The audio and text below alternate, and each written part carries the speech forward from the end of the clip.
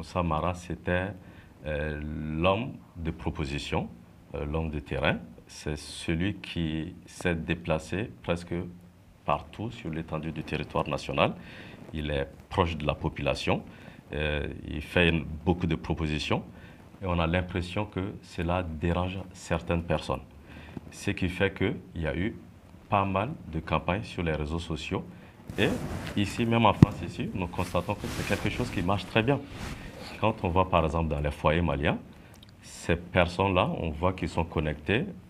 Voilà, oui, mais à un moment, dans un foyer, une fois, il a été, ça ne s'est pas bien passé en tout cas. Effectivement. Mais bon, ça ne s'était pas bien passé, pas parce que dans ce foyer, il n'était pas le bienvenu, mais c'est...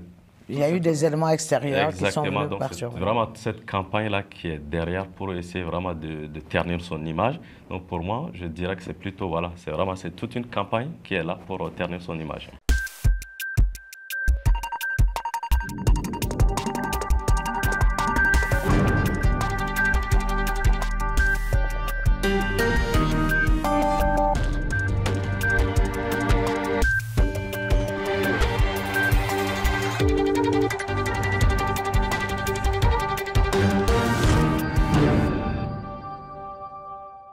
Bonjour chers téléspectateurs de Entretien du jour, bienvenue dans votre émission.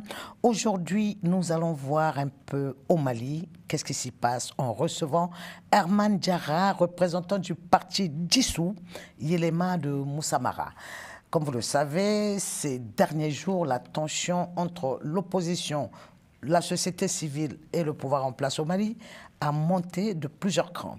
Alors, nous commençons par voir les images des manifestations où les jeunes se sont exprimés pour la première fois depuis longtemps, pour la première fois, mais de façon franche, contre la junte au pouvoir depuis bientôt 5 ans.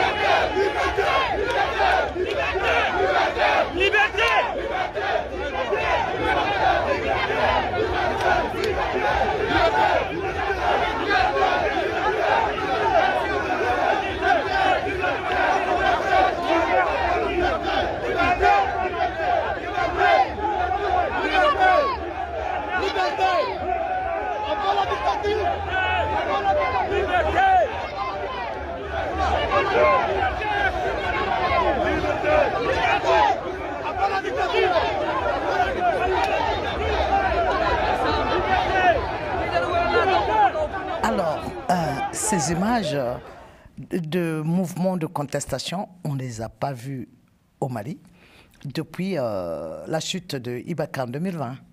Effectivement, comme vous venez de le dire, ça fait... il est important de rappeler quand même que nous sommes toujours dans une période de transition. Et comme vous venez de le dire, cette transition, elle a démarré par un coup d'État qui a été perpétré le 18 août 2020, suite à des contestations, des manifestations menées par le mouvement du 5 juin, à cause d'une insécurité dans le pays et également à cause des irrégularités qui ont été signalées lors des élections législatives. Donc c'est important de rappeler ce contexte. Donc pour moi, les autorités de la transition avaient 2 défis à relever. Le premier défi, c'était le défi sécuritaire. Et le second, c'était le défi électoral. Oui, mais la matérialité est que leur défi était Kidal, et maintenant de plus en plus bâillonné, la presse, on a vu pour TV5 à peine là, avant de sortir un décret interdisant les partis, les regroupements, même parler de politique à tous les Maliens. Alors, quand vous avez vu ces images où les jeunes étaient assoiffés de liberté, de démocratie, et quand vous, qu'on interdise l'usage de partis et même un langage politicien tout simplement sur l'étendue du territoire malien et jusqu'à on ne sait pas quand. Qu'est-ce que vous en tirez comme leçon? Ce que je peux dire, c'est que c'est triste pour la démocratie, pour notre pays aussi, qui vit vraiment une période très sombre. Parce que, comme je venais de le dire, une transition de 5 ans, c'est du jamais vu dans notre pays. Donc, ça fait 5 ans que ces autorités-là sont à la tête du pays. Je rappelle qu'ils avaient promis d'organiser des élections en février 2022. Ensuite, ils ont annoncé un léger report, donc dû à des problèmes techniques. Et maintenant, on parle même de donner un mandat de 5 ans au président de transition, un mandat renouvelable. Et je crois que c'est ce qui révolte nos compatriotes, qui ont été patients, résilients. Parce que, face à toutes ces difficultés, nos compatriotes sont restés derrière les autorités, ont accompagné les autorités de la transition, en espérant qu'il y aura un retour à l'ordre constitutionnel. Et donc, vu que ça fait 5 ans qu'il y a eu des promesses non tenues, donc les gens sont assez révoltés. Et je pense que c'est ce qui donne les images que vous venez de montrer. Alors, le parti Yelema, enfin le parti dissous Yelema, parce que c'est comme ça qu'il faut le dire, le parti dissous Yelema semblait pourtant être en phase avec la junte au pouvoir, qu'il n'a pas trop bousculé. Il l'accompagnait en donnant des conseils, des orientations, et en l'appelant les autorités en place. Nous vous demandons vraiment un temps conciliant jusqu'à présent, jusqu'au jour où on a vu qu'il était question, un communiqué a été diffusé qui disait qu'il serait question que suite aux recommandations de l'ANR, que les partis politique au Mali n'existe plus. Mais est-ce que vous ne payez pas, aujourd'hui, vous ne payez pas un peu pour cet accompagnement, ce qui semble être l'accompagnement du parti dissous Yelema à la junte au pouvoir au Mali? Oui, ce qu'il faut rappeler, c'est que quand il y a eu le coup d'État, le parti avait fait un communiqué pour condamner ce qui s'était passé. Mais nous avons décidé d'accompagner les autorités de la transition et cela s'est fait par plusieurs manières. Il y a eu... en fait, à chaque fois qu'il y avait des choses qui n'allaient pas, on n'hésitait pas à le dire aux autorités de la transition. Donc ça, c'était notre rôle. Nous sommes avant tout républicains. Pour nous, accompagner les autorités de la transition, c'était notre rôle. Mais ceux qui n'ont pas respecté leurs engagements, ce sont les autorités de la transition. Parce que comme je venais de le dire, au Mali, il y a eu les assises nationales de la refondation. Avez-vous pris part, le parti dissous Yelema, avait-il pris part à cela ou pas? On n'a pas pris part à ces assises nationales de la refondation. Mais pourtant, les jeunes, beaucoup de jeunes, vous considèrent comptable du bilan, bien ou mauvais, de la junte en place.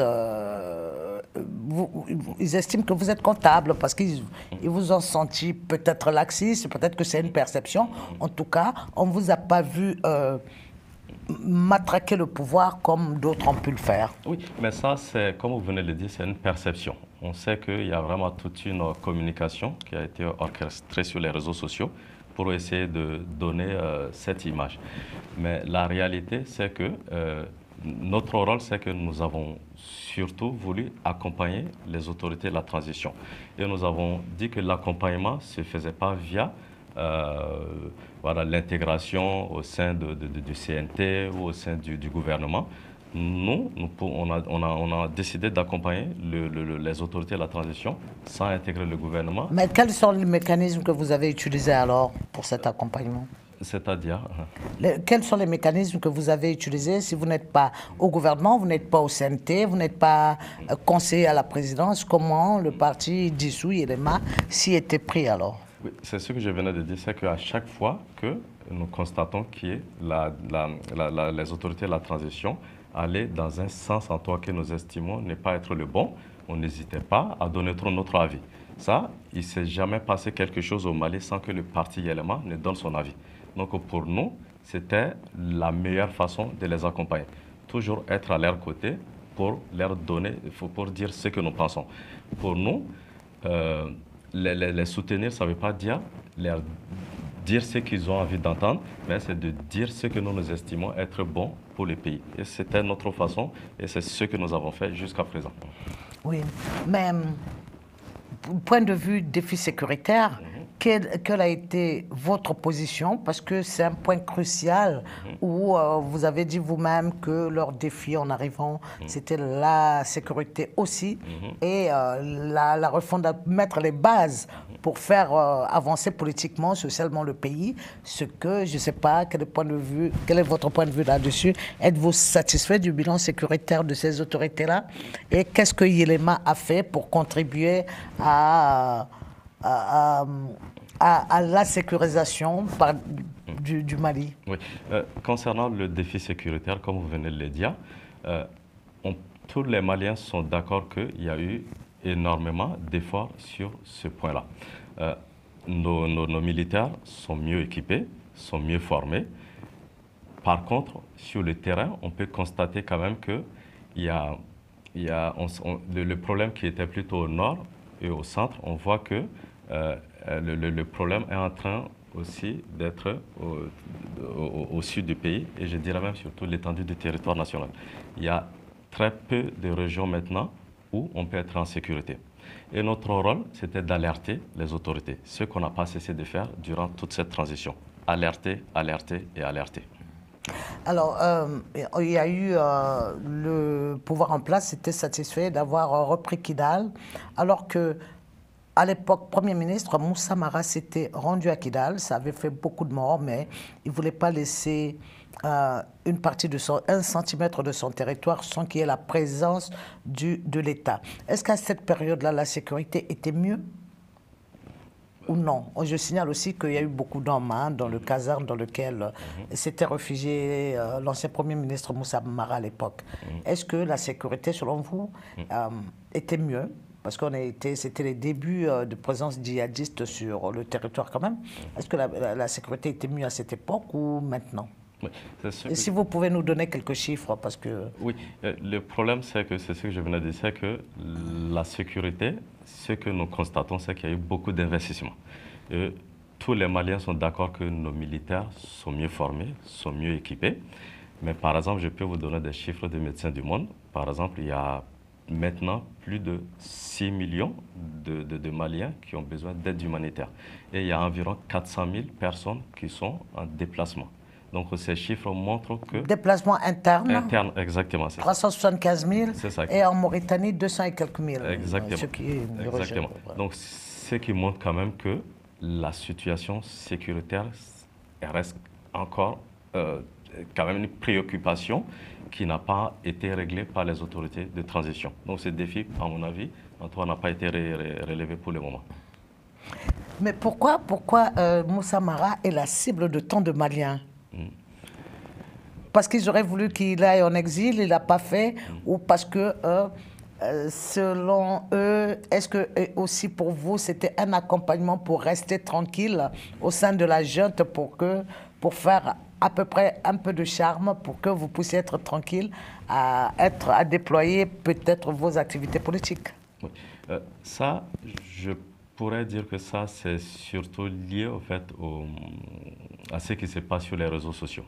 En fait, il y a pas mal de campagnes de dénigrement, parce qu'actuellement, tout le monde est d'accord que Moussa Mara, c'était l'homme de proposition, l'homme de terrain. C'est celui qui s'est déplacé presque partout sur l'étendue du territoire national. Il est proche de la population, il fait beaucoup de propositions, et on a l'impression que cela dérange certaines personnes. Ce qui fait qu'il y a eu pas mal de campagnes sur les réseaux sociaux. Et ici, même en France, ici, nous constatons que c'est quelque chose qui marche très bien.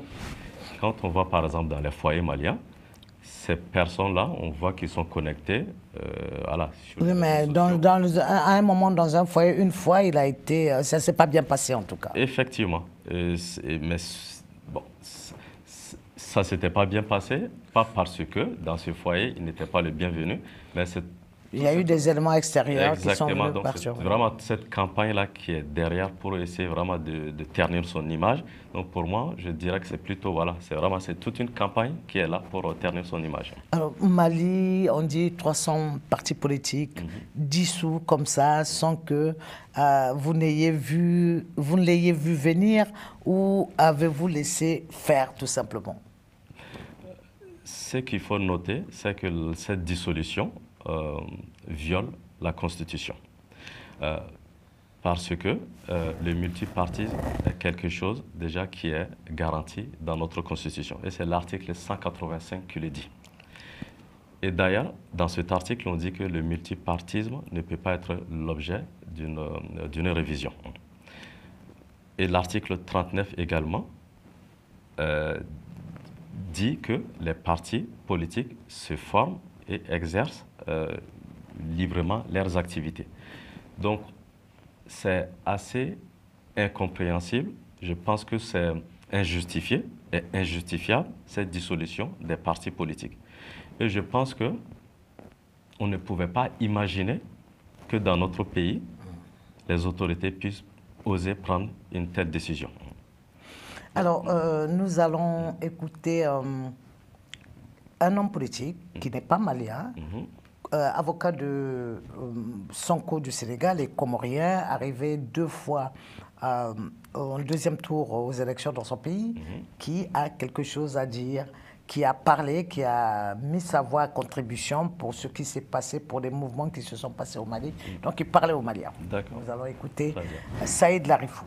Aujourd'hui, en ma qualité de président du RIDJA PACTEF, pour m'adresser au peuple frère du Mali.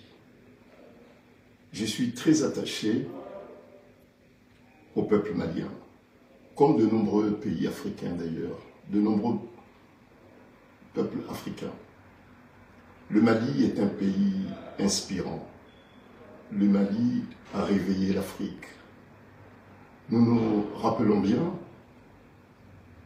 de ce qui s'est passé au Mali, c'était en août 2020, lorsque le peuple malien s'est exprimé,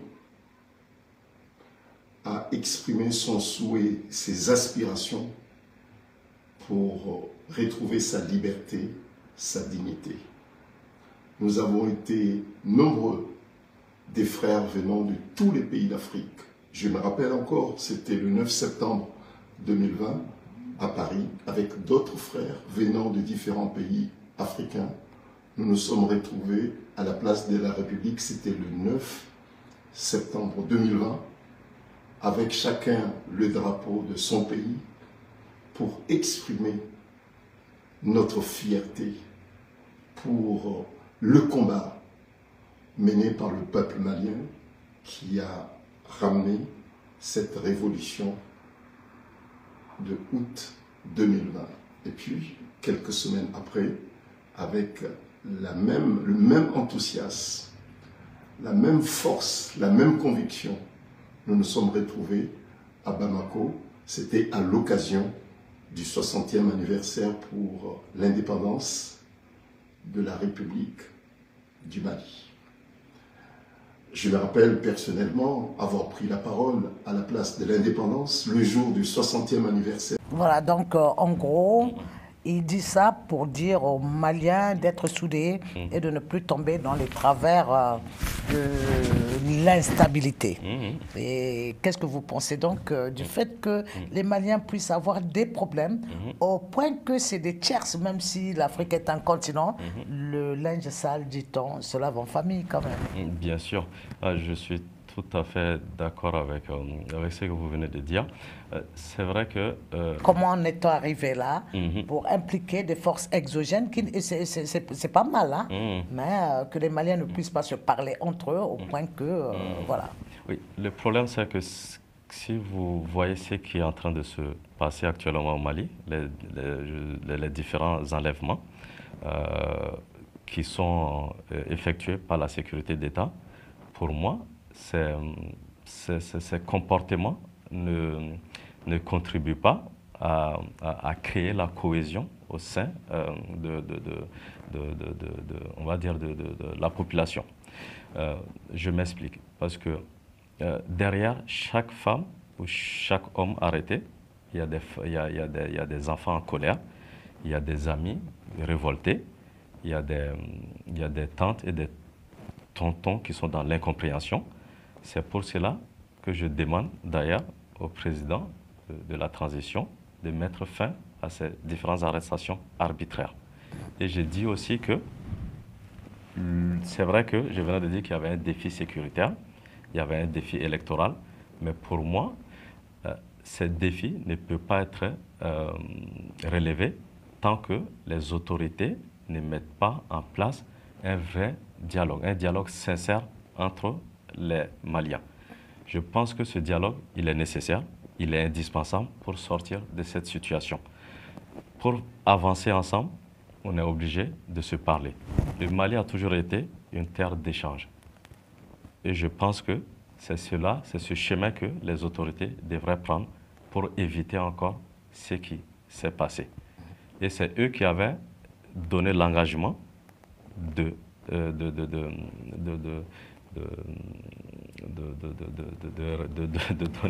remettre le pouvoir, en temps et en heure. Exactement. Par deux fois. Par deux fois. Engagement. Et nous voyons que ces engagements n'ont pas été tenus. Donc cela crée la frustration, cela crée la division. Donc je demande encore aux autorités de se mettre vraiment sur le chemin de la réconciliation pour que, une bonne fois pour toutes, les Maliens puissent être soudés et éviter encore, se parler et éviter encore une autre division. Voilà, donc nous allons regarder d'autres images de cet engouement de la jeunesse qui était prête, la société civile y compris, les jeunes de différents partis, au moment où tous sont sortis, tous les politiciens sont sortis pour condamner le fait et en disant qu'ils vont mener des actions juridiques, ils partiront à la justice en tout cas, du côté de la Cour constitutionnelle pour voir. Mais maintenant, regardons un peu cette contestation ou quelques images où les jeunes étaient vraiment prêts à se donner. Voilà la foule. Voilà la foule. Hein. Voilà la foule. Foule pleine. Liberté. Liberté. Amen. Démocratie. Ouvert. Ça, c'est des mots qui, on ne les entend plus de la bouche des Maliens depuis longtemps. Hein. Beaucoup avaient soutenu la junte en pensant qu'il y a une perception. Ils ont une vision, peut-être qu'il y en a, mais ça a peut-être tardé à venir. Mais là, cette même jeunesse qui est sortie ce jour-là, on veut aux partis politiques de ne pas être sortis vendredi dernier, alors qu'eux, ils étaient prêts à se sacrifier pour leur pays. Ils ne comprennent pas que les hommes politiques... Donc la jeunesse ne comprend pas que les hommes politiques ne soient pas prêts à mourir pour leur pays, alors que les jeunes, oui. Oui. Il faut rappeler qu'il y a une première manifestation qui s'est déroulée le 3 mai. Les partis politiques avaient réservé une salle, la réservation avait été acceptée. Il n'y a pas une interdiction de cette manifestation qui devrait se dérouler au Palais de la Culture. Et je pense que vous êtes au courant de ce qui s'est passé ce jour-là. Malheureusement, les leaders... Moi, je sais, mais les autres qui ne savent pas, vous pouvez leur dire. Malheureusement, les leaders politiques n'ont pas réussi à organiser leur rassemblement ce jour-là parce qu'ils ont été empêchés par d'autres personnes qui avaient, dès la veille même du rassemblement, appelé à boycotter ou à saboter ce rassemblement. Et parmi ces personnes, d'ailleurs, il y avait un membre du Conseil national de la transition, ce qui est assez inquiétant. Donc, le 4 mai également, il y a des jeunes aussi qui avaient prévu d'organiser la signature d'ailleurs de leur manifeste à la Maison de la Presse. Ces jeunes ont été également empêchés de tenir leur rencontre. Ensuite, vous venez de parler de ce rassemblement qui a été reporté.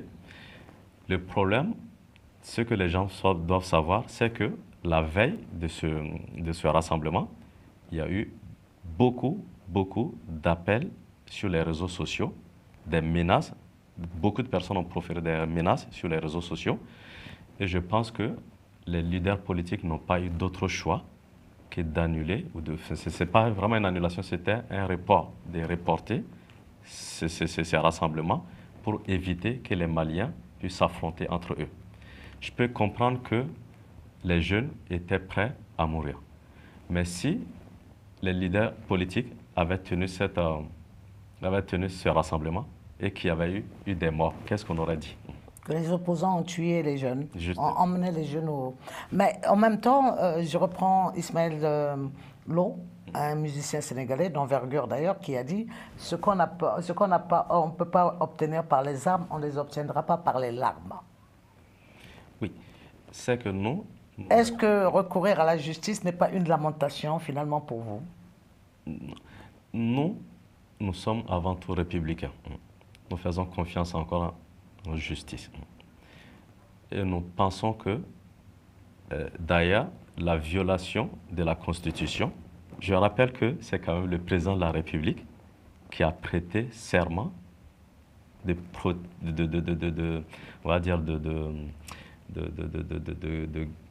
respecter la Constitution et de faire respecter. Oui, ça c'est la Constitution de 92 où il y avait un président de la République. Ensuite, la Constitution de 2023, il n'y a pas eu de président de la République, c'est un président de la transition. Mais il a prêté serment, oui, le président de transition. Ouais.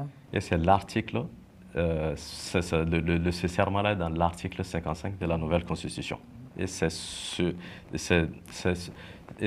président-là qui a juré devant le Dieu et devant le peuple malien de respecter la Constitution et de faire respecter. Vous espérez que la Cour constitutionnelle malienne soit comme le Conseil constitutionnel sénégalais?